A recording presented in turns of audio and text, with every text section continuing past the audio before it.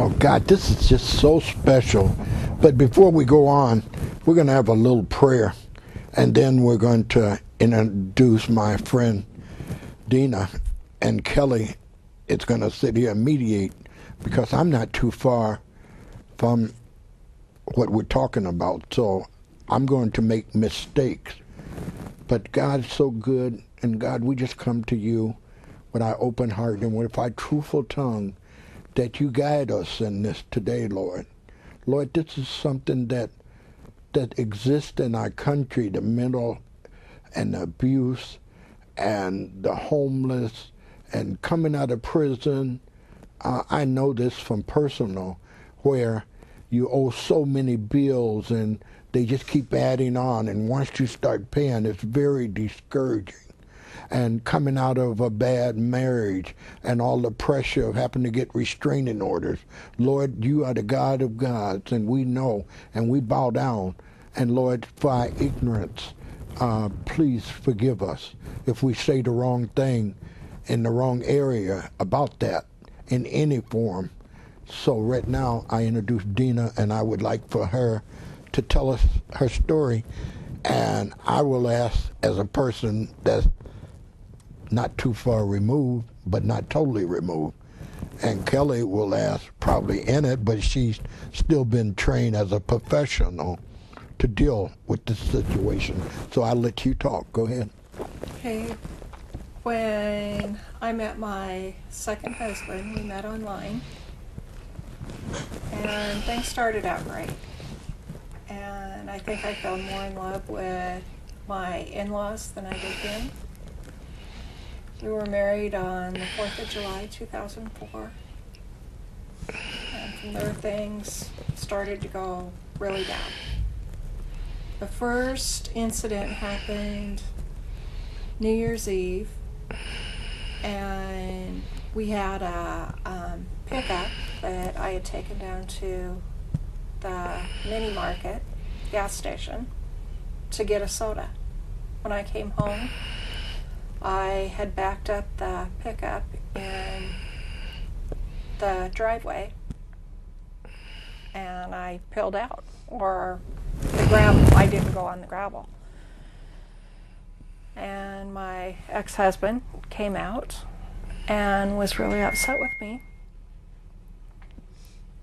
Told me to get behind the pickup, and he would go forward, he would back up, and I could take the fence out of the back bumper of the pickup. When I did that, it didn't work the first time. So we tried it again, and the second time I lowered myself to get leverage. And when I did it, my head got stuck between the bumper of the pickup and the tree. He didn't say anything, except all he could say was, "Why didn't you scream?" And this was after I had already had major brain surgery. And it caused scars, or not scars, but the sides of my heads had dents in them. And all he could say was, "You should have said something." Not, "How are you doing?" Nothing. That was the first incident. And that should have told me something. But it didn't. And he tried alienating me from my friends and family. Always wanted to know where I was. My best friend and I would always go out for coffee. And he always would call wherever it was. When we had our cell phones turned off, he would call the restaurant, wanting to know if we were there. And after a while, we had moved to the Dalles. I got a job at Fred Meyer, where I worked for 2 years. He stalked me. He called me on the phone constantly and drove me to work, picked me up. But before that, when we were in La Grande, we were managers of a motel. I could never do anything wrong. I always did everything wrong. And he always came in our bedroom. I would go to bed at 9 o'clock because I had to get up at 5 o'clock the next morning. He took the night shift. He would wake me up telling me that the boss had called saying that I did the books wrong. I talked to the manager later on, years after we had quit, and he said he'd never called. So it's just, he had tried his best to try to get me to where I didn't trust anybody but him. What kind of abuse would you say that is, Kelly? So that's typical pattern where they try to isolate the woman, and so she doesn't have her support system, and undermine her self-esteem. So she'll think that if she leaves him, she won't have anybody, any support, anybody to trust or love her. Yeah. That's kind of the pattern that's typical. The isolating and the undermining the self-esteem, and then the incidents happen, and then they promise it won't happen again, and there's a honeymoon phase, and things are better for a little while, but over the long run it keeps escalating and getting worse. So, had you had abuse like that before in your life? No, this was the first time. Did you have any as a child? Was you No. abused as a child? Well, how did you identify? Is that the right way? How would you identify that so late in life? When I was married the first time, he would be gone all the time, but he would let me have my life. I could have my friends. I could be with my family. And this time when I was married, he didn't want me to be around my family, my friends. He just wanted me around him. Okay. So I think you're trying to say, does there have to be a history of that for it to happen? Yes. And the Yeah. answer's no, because she's a case in point. Oh, Yeah. I mean, what I'm It can saying. happen to anybody, any class, walk of life, any socioeconomic status, any race. Domestic violence happens all over the place. So it can happen at an older age, just like a younger age, because most people that's abused have a track record, or they got. But not always, as in her case. Oh, okay, okay, good. What it does, I mean, I think there might be a higher incidence of abuse later in life if it happened when you were young, because you don't learn the boundaries, but then in her case she wouldn't recognize the red flags either, because she'd never been in that kind of relationship. Oh. So she might let it go on longer until she got the education that that's what was happening. Yeah. And I was always the type of person, I always wanted to give him a second chance. Oh, So I married my first husband twice. oh, okay. So I kept on trying to go back, Oh, give it one more chance. now what led to you getting a restraining order? That's the part, you know. I worked at Kmart at the time. Mm-hmm. My ex-husband would come in and harass me, stalk me at work. My cousin lived with us at the time. She was seeing all the signs. And she finally called Haven, asked them if they had a shelter available, because she wanted to get me out of there just as soon as possible. Oh, So after I got off work, she said, Dina, we're going to pack your things and get you out of here. So we packed my things and I took the pickup, got to the safe house.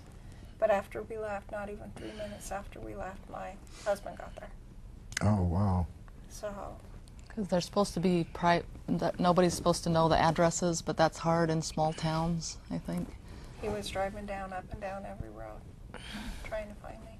And so in her case, which is common, it often takes an outsider coming in and helping the woman, because she's so beat down and has so little support that she can't do it on her own. And then unfortunately, a lot of times there aren't any shelter beds. When they're finally ready to leave, there's no beds available. That's the tragedy right there. Oh, good. I was fortunate. And Good. so she did get a restraining order, but even with that, he continued. Yeah. And when they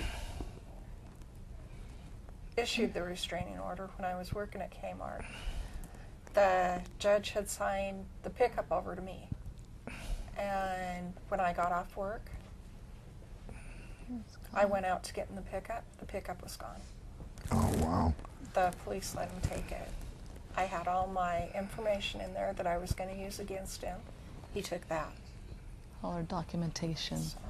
So a lot of times the things don't go as smoothly as you hope, and you think the restraining orders will protect you, but a lot of times. And when women first leave, that's when it tends to be the most violent. When they finally make the move to leave, that's often when they get killed. Oh, wow. So, just to get the view, get a clear picture, does this happen to men too? I'm sure it probably does. Right. But it tends to be less reported because of the stereotypes that men are the perpetrators and women are the victims, but it does happen the other way around. And in same-sex marriages, it happens also, relationships. Was drugs involved or other? Alcohol. Alcohol. Yeah, he drank at least a half a case of beer every night. Did you drink? No. Is that a common trend, Kelly? Yeah, the perpetrator often is under the influence. Of something. But not always. Okay. God, see, what we're doing is learning different things. And, you know, like me in my life, I'm learning this because I think that a lot of times, and this is a male point, a lot of times us men think that you guys deserve. You know, you got a man that goes to work. She was working too. But that don't count. Yeah. You know, that don't count. You know, it don't. So that That's the disturbing thing is based on patriarchy and sexism, where the woman is supposed to obey the man. Yeah, I mean, But if you believe in that, then you don't abuse that power. If you think the man's the head of the home, then the man should act like a responsible, non-violent head of the home. well, okay, what if he doesn't know any better? Like a lot of things that I'm learning is because I didn't know any better. Well, that's why we're doing this program. But I think if you're abusive to someone, you know deep down that what you're doing is not right. Well, a lot of people say abuse is the way that you talk. It can be verbal abuse. And I don't think it'd be an abuse because I'm a loud person. And blacks But there's a difference between being loud and putting someone down and name calling and trying to undermine their self-esteem. Okay. Or control them or manipulate. Being a black man, I holler a lot at people when I'm angry. But I'm just as calm. I described it in my new walk. I do a lot of letting off the steam, but beneath there's a calm because the lather haven't came out. I can control the lather with God's help.